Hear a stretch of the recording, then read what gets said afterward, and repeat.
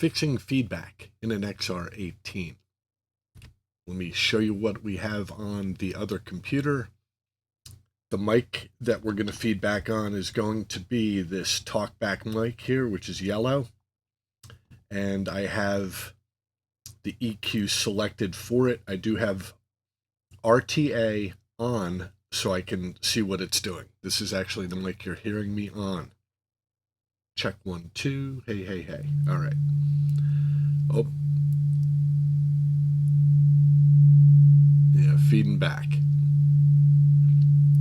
Okay, you should be able to hear that. And when I stop talking, you'll see where that's happening.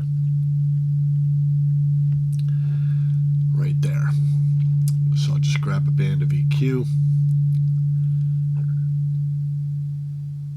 Right on it. And it's gone. On any one of these controls, we're using the high mid, the pink band here. You have a control for quality, this one right here. Okay, what I did is I typed in a higher number here. Okay. So what you saw me do was actually change the quality, the Q, and I chose a much higher number, 7.8. I think that by default it's something like 1.0. And what that means is that it's not killing the frequencies around it. It's very pointy. Can definitely kill it. And if I type in a lower number here like 1, watch how wide it gets. It's actually killing a great deal of the spectrum around it. Put in a high number like 9. Boom, very pointy. Okay, that doesn't mean that it won't still feed back. Let me bring up the volume even more and see if I have another band kick in. No, it wants to be that same band, but right in that spot, and that tells me my quality is too high. Let me type in a different number. A bit wider, and I can see there's 2 other bands around it, and there's this one and that one, and a little low pass.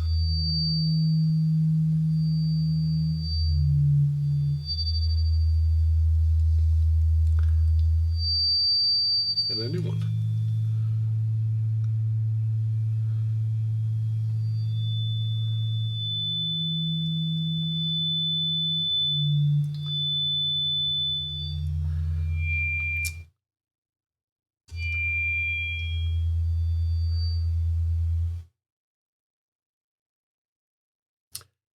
All right, that was everywhere that was going to feed back.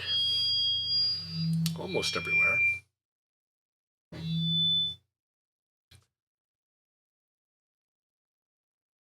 Managed. Okay, now just for fun, let me kill the EQ here. And by the way, you could not have done that with that level of precision with a graphic. All right, go to channel, let me kill the equalizer. And your feedback is back. Equalizer kills it. The delay that you heard there is because I do have a gate on. Let me kill the gate. And gate actually helps reduce if it's a tiny amount of feedback.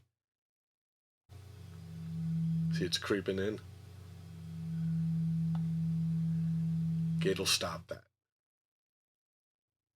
Yeah, so between gate and equalizer, also be careful not to run too much compression. Compression actually makes it worse.